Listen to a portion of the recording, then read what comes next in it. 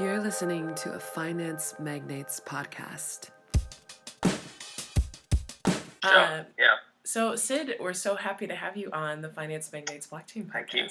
Yeah. Thank you. It's been an absolute pleasure to interact with you prior to this. Yeah, to you as well. Okay, so can you just give us like the TLDR version elevator pitch?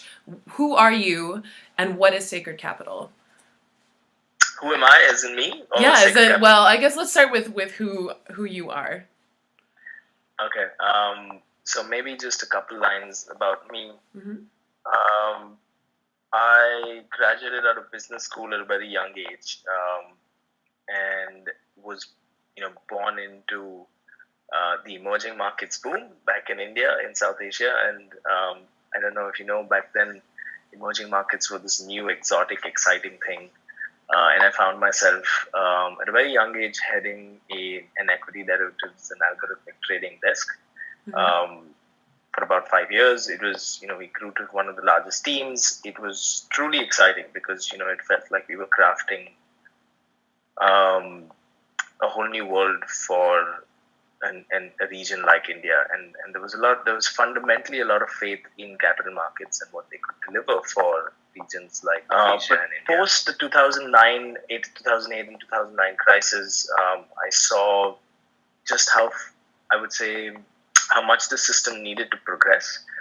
When you think about some of these economic systems have been designed several decades, if not centuries ago, and I think we all agree that they needed certain new dimensions added to them, new revisions, and that really irked me, and that's why I found myself moving to a community that was founded by Gandhi. And within that community, had the opportunity to work with various different economic experiments. So this is the Gandhi Ashram. The Gandhi Ashram, yeah. And it was during that time that I decided to experiment with my fiat footprint. You know how people are talking about the carbon footprint. I was obsessed about my fiat footprint. Okay. And the intention was to step away from it. How long, experiments about how long I could go without having to access fiat. Okay. Could I sustain myself without fiat? And I think that those experiments, that process allowed me to tap into capital of different kinds. Mm-hmm. And through that time, I got very heavily into distributed economics. For anyone who's watching this or is interested in the space, I'd recommend studying or diving a little bit into Gandhian economics. There's a whole stream of economics that's dedicated to distributed economies, distributed communities, and it radically opened up my eyes to a whole new world and whole new possibilities. Because coming out of business school, working in capital markets, you're only exposed to a specific kind of economics. Like money, as we know it, is just one language, and so I think distributed economics and Gandhian economics allowed me to access that. Yeah. And so in 2014 and 2015, I started writing and speaking about this. Some of that stuff got really viral. And so I ended up doing this very interesting tour of the US, the UK, India. And that's when, momentum around what we were trying to do, really picked up. And I recall in 2014, one of my mentors from these communities, he mentioned, he was speaking about distributed ledger technologies, and for me it was very apparent that this whole new paradigm of distributed economics would come alive with this technology, and that's when I said, it's that feeling when you first heard about the internet and you could sense something's up and something huge is coming. But more importantly, back in 2015, I could see how it wasn't about faster money and more efficient money, but almost like an open source language for wealth, and us redefining what wealth needs to be. And I think a lot of my years in the Gandhi Ashram helped me tap into some of those conversations and articulate what this technology could really be. So when you say this technology, are you referring to blockchain technology? Distributed. Yeah, so blockchain technologies, and not just blockchain, but I would say distributed ledger technologies. Right, okay. Technologies which allow us to maintain storage immutably, maintain information and ledgers immutably at a very low-cost, transparent manner. And so I think humanity is grappling with these questions. We're trying to figure out what we can do with it. And sacred capital says, and this is to your question of what is sacred capital. Well, we believe in the distributed world, and this is what Gandhi said. He said, local economies are resilient and there's certain beauty in them because they amplify different kinds of value. But they are only possible if there is an underlying social fabric that wraps around them. In modern terms, this is known as a reputation system. So in a distributed world, today I can print a bunch of coins and tokens, you can print a bunch of coins and tokens, and it's not like chunks of gold or cows or sacks of rice, which have value in themselves. Tokens inherently don't have value in them. So if I issue a bunch of tokens, it's a derivative of value. And the true value lies in what's behind them. And in this case, it is my reputation or your reputation. So sacred capital says, in the distributed economy, value shifts to the reputational layer. And so we've given shape and articulated what is known as the reputation economy, and there's a bunch of rules around that. But the reputation economy fundamentally allows people to give shape to movements, conversations, access and articulate new kinds of value. So what is the reputation economy exactly? Okay, good question. There's 4 fundamental rules or tenets to the reputational economy. And if you dive into theory behind this, I'd recommend checking out the works of the founders of Holochain, Art Brock and Eric Harris Brown, who've done this work for about 15 to 20 years, and their work has personally shaped me and also inspired some of what we do. I'd recommend checking out books on distributed economics by Gandhian authors. The Economy of Permanence is one of them. And they talk about 4 fundamental rules of reputation. And this is how the reputation economy is fundamentally different when compared with tokens or coins. So rule number 1 is reputation is linked to identity. And so if Sid is a good friend or Sid is a good dentist, I can't hand that over to you. Whereas, if I had $1 million in my bank account, I could just make that transfer and literally hand over my material wealth. You can't do it with reputation. And so if you're visiting a dentist and if the dentist is reputed, that the dentist has earned that reputation over the years. So that's rule number 1. Rule number 2 is reputation is not fungible. And that means if I have this reputation as a good dentist, I can't go to an exchange and sell my reputation to someone. I can monetize it, and dentists do, and the really good dentists really do it well, but it's not fungible in that, simple linear way. That brings us to rule number 3, and we say reputation is multidimensional, or you can say diversity thrives. Like it promotes diversity and heterogeneity, right? Like if you were to introduce me to some of your friends, you'd say, hey, meet Sid. He loves traveling. He's a good cook. He's passionate about entrepreneurship, creating something new. There's qualifiers. That you use for Sid. You wouldn't say, hey, meet Sid. He's a 95-100. That's kind of absurd. And there's Black Mirror episodes on this, a reality where we're just introducing people with here's someone's a 75-100, and I think that's dystopian because you can't stack reputation in that way. But that's just something we're used to because we do it with money, right? Meet Rachel, she's worth $5 million. Meet Sid, he's worth 3 million rupees. Meet someone else, he's worth 10 million pounds. We're used to a simple linear scale for economics. And that has value, but not in reputation.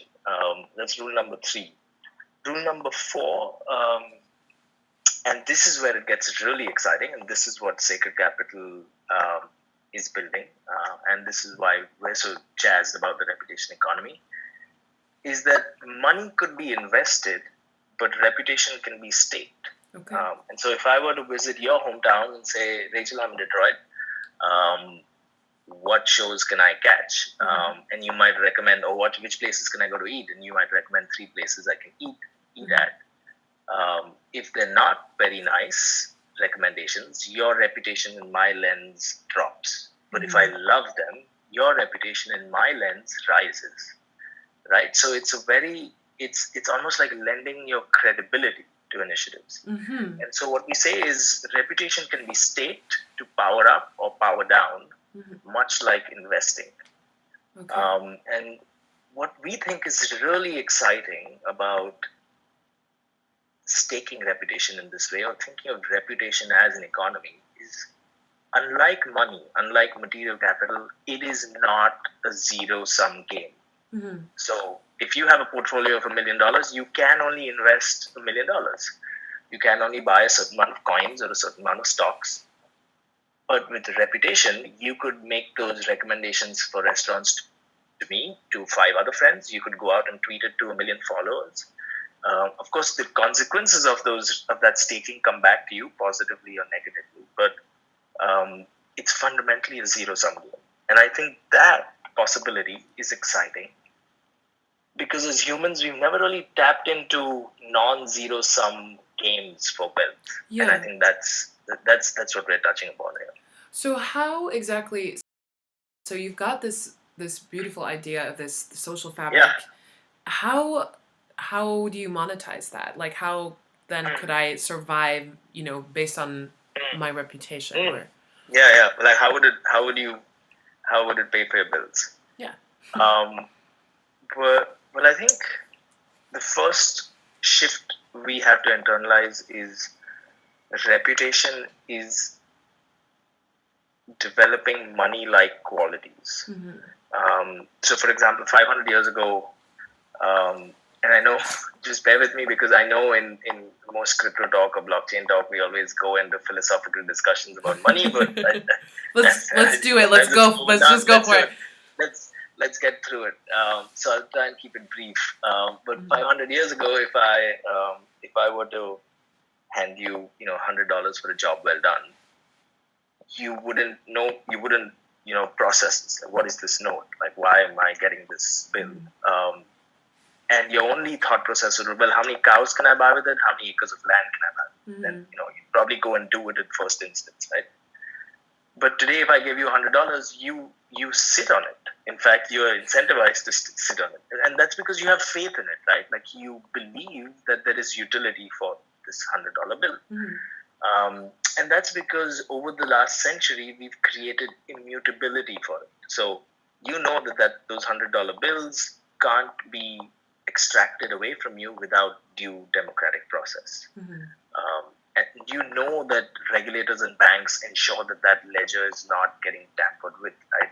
And that's why you fundamentally have faith in it. And what happened over the last 50 years, we saw this phenomenon where network effects played into money. So everyone's willing to subscribe to money, and therefore you now believe that you have utility. So you might hold those $100 knowing that you could utilize them in a million places, which will pay for your bills.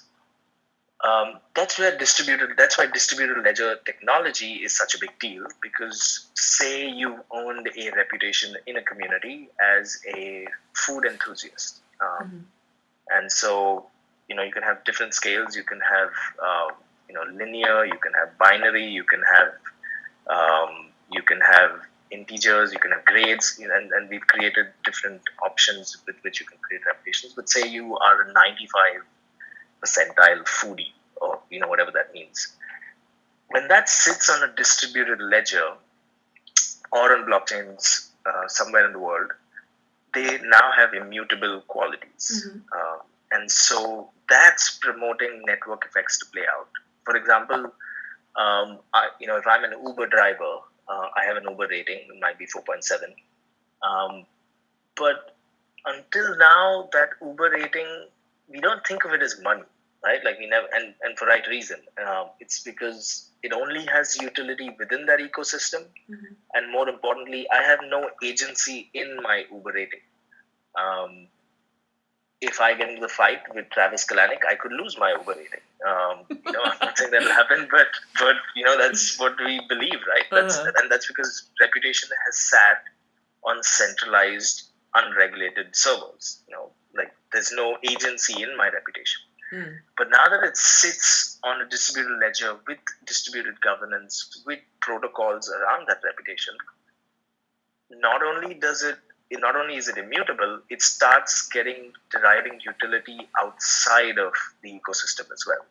And so if the Uber rating was backed by distributed governance and sat on a distributed ledger, you might have 50,000 other apps plugging in saying, hey, Sid, you have an Uber rating of 4.7. Here's benefits that we'd like to offer you. Okay.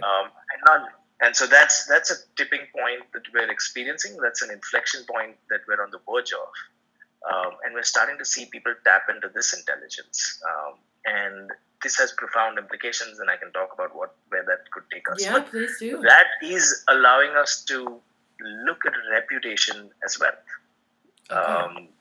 And that is the fundamental shift. So reputation as well, like what can your foodie reputation really bring you? Well, it's absurd to think that it will bring you a nice house to stay in, because it's not designed that way.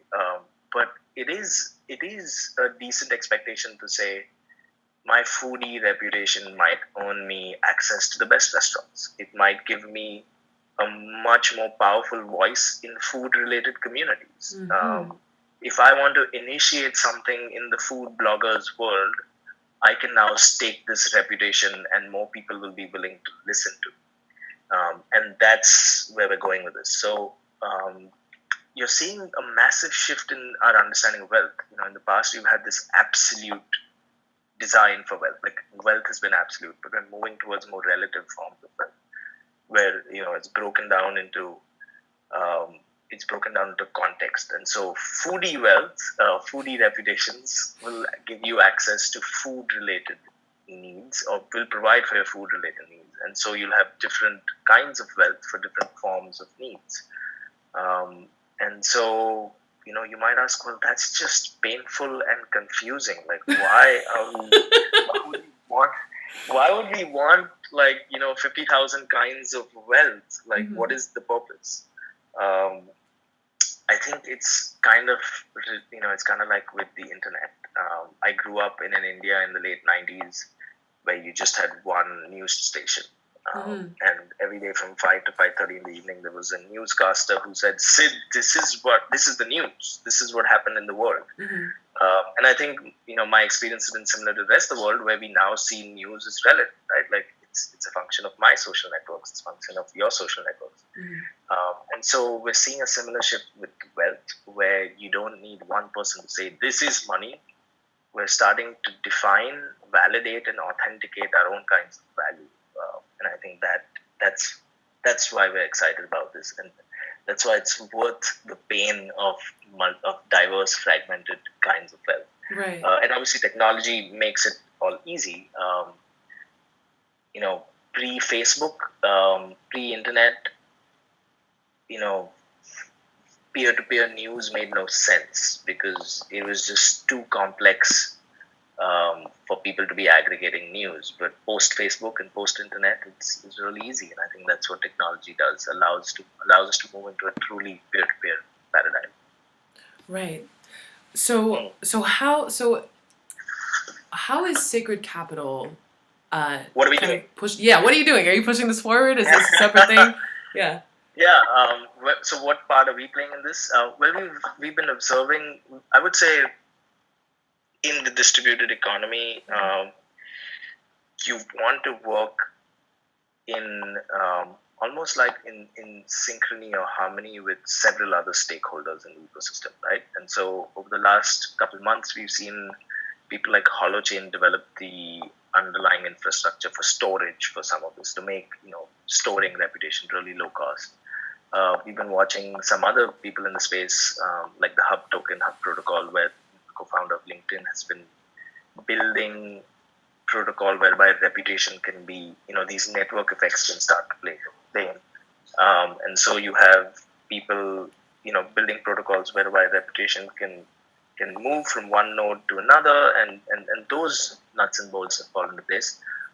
Sacred capital says, in this fragmented world of reputations, there is a need for taxonomy and interportability. And taxonomy fundamentally says, well, Rachel has a 95 score in food. Um, is it linked to her reputation in social justice? It's not, right? Like common sense says that it's not. Like just because you're great at taking Instagramming your food does not mean you know how to navigate the Me Too movement or give shape to it. Yeah. But what we're building is this reputational interchange, and because of our ability to say, hey, you can stake this reputation on these initiatives, or by creating interlinkages and observing who's taking which reputations and what new initiatives, we're establishing those reputations or those interlinkages. So if you've staked your foodie reputation on a new food blogging movement, or a new community that Snapchats food, or a new community that's discussing new recipes or vegan recipes or whatever, we can establish that interlinkage. And based on the number of people who are subscribing to that stake that you've made, we establish the strength of that interportability. And we say this is really important because in a world where it's kind of like the way what Facebook did for the internet, right? Like there was just content floating around on the internet, right? and there was this real fear of danger of us just getting overwhelmed with thousands of blogs and millions of blogs and content. But Facebook kind of streamlines that for us. Right. So there's this need for some kind of interlinkages to be established. And so if someone's creating an app and they want to provide utility to some serious social justice thinkers, or maybe people in food, they can say, well, I'm going to promote this score, but look, it's also linked to 50 others or 1,000 others, and so benefits can ripple through that network. And so as the user, don't need to worry about holding 50,000 different reputations. Like at any point of time, you'll get benefits accruing to you through this network. And so we're establishing this interportability and taxonomy of sorts. But yeah, that is fundamentally what we do. Okay. Where are we at? Well, the distributed architect, like the distributed design for this has been built. We're inviting people, two kinds of people. One, we call them Genesis entrepreneurs, people who want to give shape to their own reputation, their own movement, their own conversation, their own initiatives, maybe their own apps. And we're saying, well, come in, design your own reputational economy, and we'll help you do it. And so over the next 6 months, we're inviting about 4 dozen Genesis entrepreneurs, and these Genesis entrepreneurs will create the initial pools of reputation, from which further reputations get mutated and get staked and start rippling out. That's why they're known as the Genesis entrepreneurs. And so think of this as seed capital, but with reputation. Okay. And so it's almost like our fundraise is being done through social capital. Wow. And I think that it's really exciting for us because I think it's the first time that anyone's really attempting something of this sort. But I think that's the beauty of the distributed ledger technologies. They allow us to think in this way, to think that capital doesn't need to be money, just money. It can be so many more things. And so that's what we're doing, inviting Genesis entrepreneurs. And of course, if you're just a user who wants to be part of this, you're welcome to sign up as one of our beta users and, just look at all the different Genesis entrepreneurs and what they're creating at this early stage. And all of this comes together through what is known as a tag-based economy. So each reputation is represented by a tag, and that's it. Like we just created a hashtag-based economy, which allows people to navigate this. That's what Sacred Capital is in a very. It's definitely not an elevator pitch, but Well, I mean, yeah, that's what we do. Yeah, that's amazing. So I guess so Sacred Capital is doing this work. Like, Mm. how do you see this like reputational economy, let's say maybe 10 or 20 years from now, like when it's actually, if your vision is kind of like realized, how will Mhm. these be implemented like on a practical level? Will they exist more Mm. on a local scale, on a global scale? Um, Mm. how Mm. will fiat interact with this reputational economy? Just what are your thoughts? Yeah, that's a fantastic question. Mm. Um, I think on a very real level, entrepreneurs will experience this very differently. And I think that's where, this is really going to make a big shift. Yeah. If you think about it, entrepreneurs today, all of us, we're desirous of scale, right? Like we wish to grow. Mhm. But as humans, we haven't created, the only language we have for scaling is financial capital, is money. Um, for example, if Sid moved from Singapore to Glastonbury, Connecticut, where he is right now, we figured out a way to port his material capital, right? Like he can just walk into a restaurant, swipe his card, and his material capital shows up. It's magic. Um, but his reputation in Singapore, he's a nice guy. His friends like him. To port that to Glastonbury is still organic. Like I still need to Start get over a few basically. references, people talking to me. Like it's kind of really slow. Yeah. But these technologies, by articulating a reputational economy, we can now port social capital across networks, and that's what we will experience as humans. We've never done that, and so as entrepreneurs, when you're thinking about scale, one of the sad bits, or I would say, I don't think it's sad. I think that's the wrong language. But I think one of the limitations we've all felt as entrepreneurs, as anyone, not just with a startup, but anyone wanting to give shape to something, we felt limited because the only we could, if you wanted to scale something, you could create very low touch point technology. So, fine, if you want to, create an app for hailing cars, or if you want someone to deliver food, but we wouldn't trust our therapists over the internet. We wouldn't trust friends over the internet, like intimate things. Like we don't want to do because we've not created language for it. And so what we're saying is the reputational economy allows you as an entrepreneur to say, from day one, I can import 50,000 kinds of reputations and give and almost mold down to a pinpoint exactly what I want to amplify. So I want to amplify this foodie who is empathetic, is caring, who also thinks about veganism, who also thinks about, you can pretty much amplify a specific voice, or maybe five specific different voices, or maybe keep it generic. You can mold and scale different kinds of value. So as an entrepreneur, I would say we'll experience this very differently in the coming years. And I think there's a whole bunch of entrepreneurs out there who felt very limited by the Silicon Valley model over the last 8 to 10 years, and are now yearning to give shape to value, but don't want to just don't want to create yet another food delivery app. I think So many. they want to give shape to, it might take the form of a conversation. So you might say, I think in Helsinki was great for me because I was there during the Pride celebration, Pride parade.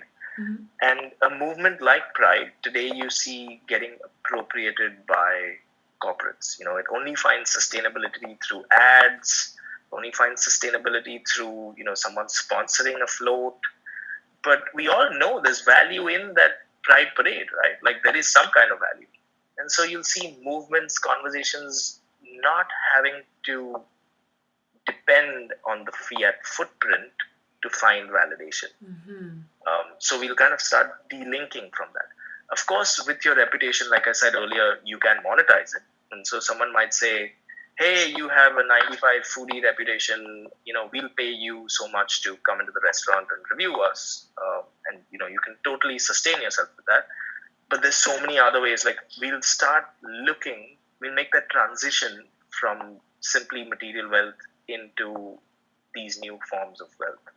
And I think that's really exciting for us as humans as well. So entrepreneurs will start shaping new kinds of value. Humans will start perceiving wealth in a much broader lens. Um, and I think that's worthy of where we are in the 21st century. That we finally won't have to depend on 18th century models for money, right? And I think that's kind of what we all are yearning for in this distributed economy space. Sid, this has been totally fascinating. Thank you Thank so you. much for your time.